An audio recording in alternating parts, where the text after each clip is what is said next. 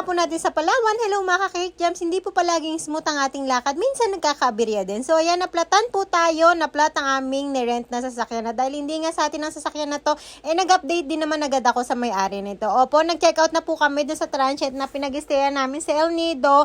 Pagka-check out namin ay dumiretso po kami dito sa zipline dito po sa El Nido. Pag pupunta po kayo dito sa zipline dito sa El Nido, medyo matarik lang po yung dadaanan nyo. Kaya po ng sasakyan, kahit hindi na kayo maglakad, yun nga lang, ay talagang sobrang taas, sobrang tarik niya. So pagdating nyo po dyan, kailangan nyo po muna magpa-register. Maglilista lang po kayo ng pangalan tapos magbabayad. Ang bayad po pala dito or yung rate ng zipline dito ay 600 per pax po. So bibigyan nila kayo ng number tapos tatawagin na lang nila kayo kapag yung number nyo na yung susunod. Tapos lalagyan po kayo ng harness. So ayan, tinitesting ko kung paano ko hahawakan yung cellphone habang nakasakay sa zipline. Dapat po nakalimbak po kayo. Pagdating doon? Opo, kahit mas maganda po, kahit simula dito. Medyo nakakakaba siya dyan. Talaga, promise, hindi medyo nakakakaba talaga. Kasi lahat ng pwedeng pagpawisan sa aking singit ay talaga namang pinagpapawisan. So, ayan, pakinggan nyo muna yung aking sigaw dyan. Happy, advice ka lang. Ang sakit sa singit! 1, 2,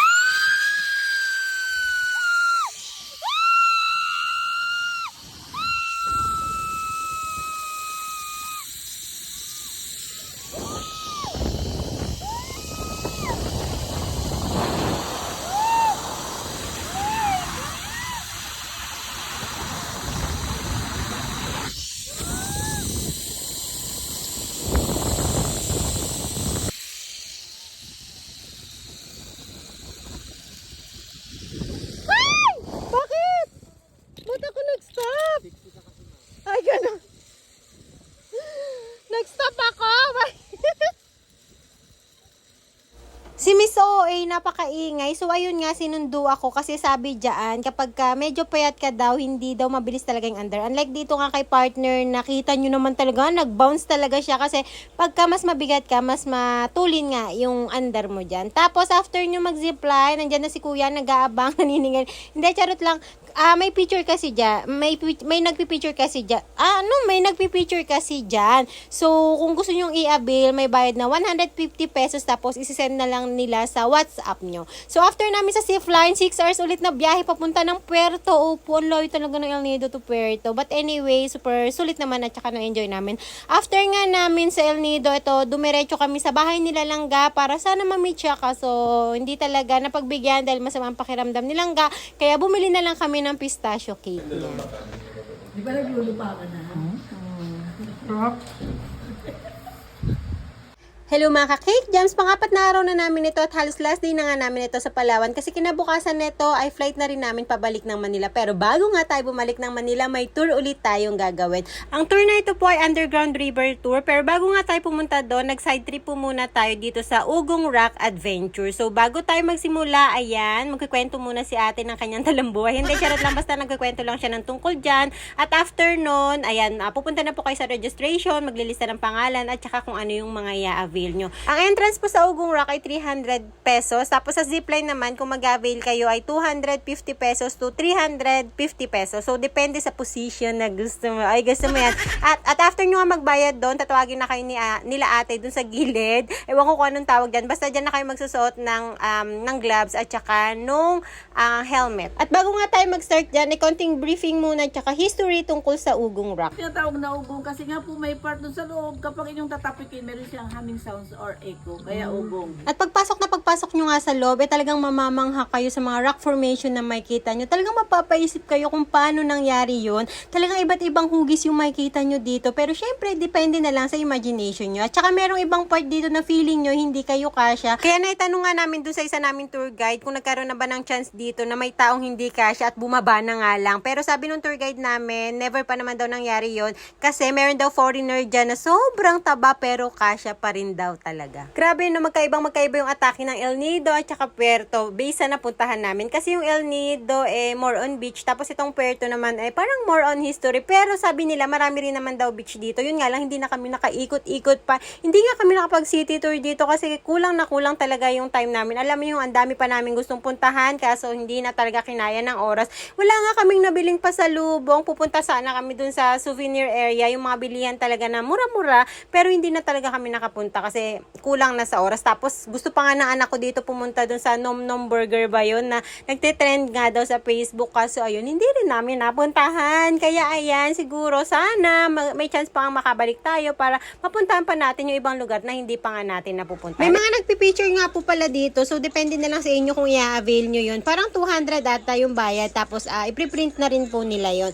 Tapos yung tour na ito po ay libre na po yung service. I mean kasama na sa package. Susunduin nila kayo kung saan kayo nang galing at ihahatid, syempre. Sa buong tour na to may kasama nga pala kaming tatlong foreigner, pero isnabero po sila. Hindi ko alam kung anong mga lahi nila, pero kahit ngitian mo talaga sila, hindi sila mamamansin. At nandito na nga kami sa tuktok. Dito na po yung part na magsi-zipline kayo. So nag-avail ulit kami dito ng zipline at in fairness, maganda rin naman. Sitting position po ang nakuha namin, pero pag sitting position pala, hindi mo pwedeng bitbitin pala yung cellphone mo. So kung gusto mo kasama yung cellphone mo habang nagsi-zipline, Superman position yung kunin nyo. Pero magkaiba po yung price nila, ha? Mas mahal po yung Superman position. Parang 350 pesos po yun. At after nga namin sa Ugong Rock, nagbiyahe na ulit kami. Mga 20 minutes ata yun para dito naman sa daungan ng bangka. Papunta na po ito sa Underground River. Kaso sabi sa amin ng tour guide namin, since sobrang haba pa nga ng pila dun sa papuntang underground, advice niya sa amin kung gusto na lang muna namin kumain. So ang pagkain po ito ay only food, only eat, only buffet o kahit ano, basta eat all you can siya. Ang binayaran po pala namin para sa tour na ito ay 1,980 per pax po siya. 1,980, libre na po yung service, tapos only food na rin, tapos dalawang bangka pa yung sasakyan nyo papunta sa Underground River. Magkaiba po ng rate or magkaiba ng bayad yung Underground River at saka yung Ugong Rock po. So yung Ugong Rock side trip lang naman siya, so optional siya kung gusto nyo i-avail or hindi. Pagkatapos nga namin kumain, ayan, in-advise na kami ng aming tour guide na pwede na daw kaming umalis, may available na daw pong bangkang papunta ng Underground River. At pagdating nyo nga po dito, kailangan nyo pa rin magsuot ng helmet, ayan, para na din sa mga safety natin. Tapos sabi ng tour guide namin, marami daw ditong mga unggoy, kaya pinagbabawal din nilang magdala dito ng pagkain kasi mga nang-i-snatch daw talaga sila ng food. Matatalino ang mga unggoy dito, ang mga kapatid mo. Hindi, charot lang. At pagdating nga namin dito, ayan, binigyan kami or inabutan na kami ng audio device. Ito po kasi yung maririnig nyo habang umaandar yung bangka. Quiet po talaga doon, tahimik habang umaandar yung bangka. Wala po nagsasalita. Tanging yung audio lang po yung sa inyo, mag-e-explain ng mga bagay-bagay na makikita nyo sa loob. So kung gusto nyo makipagdaldalan sa mga katabi nyo, medyo nakakahiya kasi sobrang tahimik nga sa loob. So ayan, papasok na po kami. Medyo creepy lang yung itsura niya kasi sobrang dilim po, pero grabe, ma-amaze ka rin sa mga makikita mo. Ang daming rock formation, iba't ibang klaseng hugis, pero syempre sabi nga nila, depende pa rin sa imagination mo kung anong may imagine mo dyan. Kung may imagine mo mukhang tao, mukhang aswang, bahala ka na. Ang ganda dito, promise, hindi ako masyadong na-video dito kasi nga talaga in-enjoy ko yung moment. At marami ka rin makikita ditong mga paniki, pero yung mga paniki ay tulog naman kaya hindi ka nila gagambalain. Kapag tumingala ka pala, bawal ibuka ang iyong bibig dahil posibleng maihian ka ng mga paniki. Sobrang dami talagang paniki dun sa lugar na yun. So ayan yung mga unggoy na pinag-iingat talaga kasi medyo wild daw talaga sila. At ayan na yung aming tour guide, nagpapasalamat na siya kasi hahatid niya na nga kami sa aming transient. Tapos na po yung aming tour dyan. At pagdating nga namin sa transient, konting ayos lang, tapos lumarga na ulit kami. Ay nako, time is gold talaga ng mga araw na yan kasi medyo bitin na bitin talaga. So plano namin dyan magpunta ng simbahan, magpasalamat kasi ito talaga yung goal namin na every time na pumunta kami sa isang lugar, pupunta rin kami sa simbahan nila para makapagpasalamat na nakarating nga kami sa lugar nila. Pagkatapos namin sa simbahan, finally, this is it. After ng pangungulit ko sa mga admin nilangga na pagbigyan nga tayong i-meet. Salamat po talaga Langga na pagbigyan mo kami. At ayan, dito na po nagtatapos yung aming Palawan trip. At ayan, natapos na po yung ating video. Sana nagustuhan nyo rin po. Thank you, babush!